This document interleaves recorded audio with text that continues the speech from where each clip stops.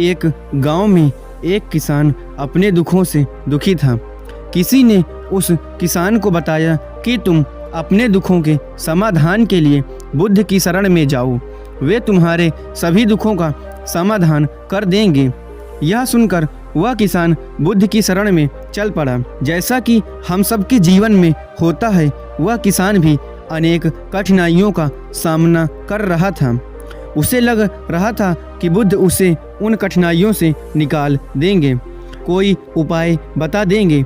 वह बुद्ध के पास पहुंचा और उसने बुद्ध से कहा कि हे बुद्ध, मैं एक किसान हूं, मुझे खेती करना अच्छा लगता है, लेकिन कभी भी वर्षा पर्याप्त नहीं होती और मेरी फसल बर्बाद हो जाती है। पिछले साल भी मेरे पास खाने को कुछ नहीं था और इस साल जब मैंने फसल बोई तो इस बार बहुत अधिक बारिश के कारण मेरी फसल पूरी बर्बाद हो गई। अभी भी मेरे पास खाने को पर्याप्त नहीं है। बुद्ध उसकी बात शांतिपूर्वक सुनते रहे। किसान ने कहा, मैं विवाहित हूँ, मेरी पत्नी मेरा ध्यान रखती है, मैं उससे प्रेम करता हूँ, लेकिन कभी कभी वह मुझे परेशान भी कर देती है। कभी कभी मुझे लगता है कि मैं उससे ऊब गया हूँ और कभी लगता है कि वह मेरे जीवन में न होती तो अच्छा होता। मेरे बच्चे भी हैं, वे भले हैं, पर कभी कभी वे मेरी आज्ञा मान लेते हैं और कभी तो वे मेरी बात ही नहीं मानते, तो ऐसा लगता है कि वे मेरे बच्चे ही न हों। किसान ऐसे ही बातें बुद्ध से करता गया और एक एक करके उसने अपनी सभी कठिनाइयों को बुद्ध से बताया कि जीवन में बहुत सारी समस्याएं थीं। बुद्ध ध्यानपूर्वक उनकी समस्याओं को सुनते रहे। बुद्ध ने एक भी शब्द न कहा और वह बताता चला गया। आखिर बताते बताते उसके पास और कोई अधिक समस्या न बची। अपना मन हल्का कर लेने के बाद में चुप हो गया और प्रतीक्षा करने लगा कि बुद्ध उसे कुछ उपाय जरूर बताएंगे, लेकिन बुद्ध कुछ नहीं बोले। उसने बुद्ध से कहा कि मैं आपके पास आया हूँ, क्या आप मेरी समस्या का समाधान नहीं करेंगे? बुद्ध ने कहा कि मैं तुम्हारी कोई सहायता नहीं कर सकता। किसान ने अचंभित होकर कहा, ये क्या कह रहे हैं आप? सभी कहते हैं कि आप सभी के दुखों का निर्वाण कर देते हैं, तो क्या आप मेरे दुखों का निर्वाण नहीं करेंगे? इसलिए कि मैं एक गरीब किसान हूँ। बुद्ध ने कहा कि सभी के जीवन में कठिनाइयाँ हैं। ये कठिनाइयाँ तो सभी के जीवन में आती हैं। कभी मनुष्य सुखी होता है तो कभी दुखी भी होता है। कभी उसे पराये अपने लगते हैं और कभी कभी उसे अपने भी पराये लगते हैं। ये जीवन चक्र है, इनसे कोई नहीं निकल सकता। वास्तविकता ये है कि हम सब के जीवन में 83 कठिनाइयाँ हैं। मेरा, तुम्हारा और यहाँ उपस्थित हर व्यक्ति का जीवन समस्याओं से ग्रसित है। तुम इन 83 समस्याओं का समाधान नहीं कर सकते, कोई नहीं कर सकता। मैं भी तुम्हारी इन समस्याओं का समाधान नहीं कर सकता हूँ। यदि तुम कठोर कर्म करो और उनमें से किसी एक का उपाय भी कर लो तो उसके स्थान पर एक नई समस्या खड़ी हो जाएगी। जीवन का कोई भरोसा नहीं है।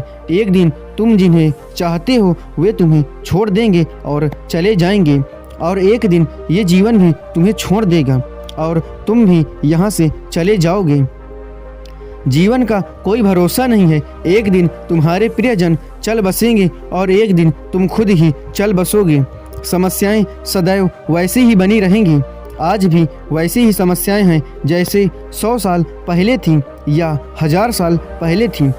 समस्याएं जस की तस ही रही हैं और इन समस्याओं का कोई कुछ उपाय नहीं कर सकता है। किसान क्रोधित हो गया। वह बोला, सब कहते हैं कि आप महात्मा हो। मैं यहाँ इस आस में आया था कि आप मेरी कुछ सहायता करेंगे। अगर आप मेरी समस्याओं का समाधान ही नहीं कर सकते तो मेरा यहाँ आना व्यर्थ हुआ। सभी लोग झूठ बोलते हैं कि आप सभी की समस्याओं का समाधान करते हैं। आपने तो मेरी एक समस्या का भी समाधान नहीं किया। आपसे भले तो वह महात्मा है जो 2 वर्ष पहले मेरे घर आए थे। उन्होंने मेरे से यज्ञ करवाया, दान दक्षिणा करवाई और तब मेरे मन को अपार शांति मिली और कुछ समय के लिए सुख भी आया। कुछ दुख भी कम हुए, लेकिन आपने तो मेरी किसी भी समस्या का समाधान नहीं किया। आपने तो मुझे सीधा मना ही कर दिया। बुद्ध ने कहा, क्या वो सब करने से तुम्हारे सभी दुख समाप्त हो गए हैं? क्या तुम उनसे भी कहीं अधिक दुखों में नहीं पड़े हो? ये दुख कभी समाप्त नहीं होने वाले। किसान ने कहा, तो मैं क्या करूं? मैं ये मान लूं कि आप मेरी मदद नहीं कर सकते हैं और आप मेरी समस्याओं का हल नहीं निकाल सकते। यदि आप इतनी छोटी छोटी बातों का उपाय नहीं कर सकते तो आपकी शिक्षाएं किस काम की? बुद्ध ने कहा कि मैं आपकी 83 समस्याओं का समाधान तो नहीं कर सकता। हाँ, मैं आपकी 84वीं समस्या का समाधान कर सकता हूँ। किसान ने अचंभित होकर कहा, 84वीं समस्या क्या है प्रभु? यह कौन सी समस्या है? बुद्ध ने कहा कि वह यह है कि तुम यह नहीं चाहते हो कि तुम्हारे जीवन में कोई समस्या हो। इसी समस्या के कारण सारी समस्याओं का जन्म हुआ है। अगर तुम इस बात को स्वीकार कर लो कि जीवन में समस्याएं होती ही हैं, सभी के जीवन में कोई ना कोई समस्या होती है। तुम सोचते हो कि तुम इस दुनिया में सबसे ज़्यादा दुखी हो और तुम्हारे जितना कोई दुखी भी नहीं है, तो तुम अपने आसपास देखो। जितने लोग तुम्हारे आसपास हैं, क्या वो तुमसे कम दुखी हैं? तुम्हें अपना दुख बड़ा लगता है, जबकि तुम्हारे आसपास रहने वाले सभी को अपना दुख बड़ा लगता है। इस दुनिया में सभी को अपना दुख बड़ा लगता है, चाहे दुख छोटा हो या बड़ा हो, लेकिन जिसके साथ घट रहा है उसी के लिए वो बड़ा होता है। हम किसी दूसरे के बारे में विचार नहीं करते, बहुत दूर के बारे में हम तो विचार बिल्कुल ही नहीं करते। कोई हमारा सगा संबंधी हो तो हम उसके बारे में थोड़ा विचार करते हैं, लेकिन अगर बात हम पर आ जाए तो हम बिल्कुल विचलित हो जाते हैं। अपने जीवन में कोई समस्या न होने पर या सुख होने पर हम दूसरों को उपदेश देते हैं कि ऐसे करो या वैसे करो तो तुम्हारे जीवन में सुख आएगा। तुम क्यों इतना दुख करते हो? दुख आता है और जाता है, लेकिन यही घटना जब हमारे जीवन में घटती है तो यह बातें हमें समझ में नहीं आती। हम सिर्फ अपने दुखों से दुखी होते रहते हैं। तो यही है वह 84वीं समस्या कि तुम ये चाहते हो कि जीवन में कोई समस्या न आए।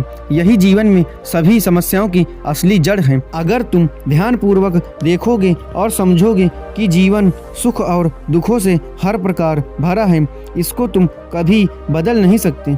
यदि तुम ये चाहते हो कि तुम्हारा जीवन सदा सुखी हो और सुख से रहो तो ये भी संभव नहीं है। सुख और दुख को आने से हम रोक नहीं सकते, लेकिन सुख और दुख का हम पर कोई प्रभाव न हो ऐसी व्यवस्था हम कर सकते हैं। मैं तुम्हारी 84वीं समस्या का समाधान कर सकता हूँ, लेकिन बाकी 83 समस्याओं का समाधान मेरे हाथ में नहीं है। अगर तुम चाहते हो कि तुम्हारे जीवन में कोई समस्या न हो तो तुम्हें इस बात को समझना होगा कि जीवन में समस्याएं आती ही हैं, हमें उनसे विचलित नहीं होना चाहिए। वह किसान बुद्ध के चरणों में गिर पड़ा और बोला, हे बुद्ध, इतनी छोटी सी बात मैं आज तक समझ नहीं पाया। आपने इतनी छोटी सी बात मुझे सरल शब्दों में समझा दी, इसके लिए मैं आपका बहुत बहुत आभारी हूँ। अब मैं जीवन को पूर्ण रूप में जीऊँगा और सुख दुख के फेर में पड़कर अपना जीवन बर्बाद नहीं करूँगा।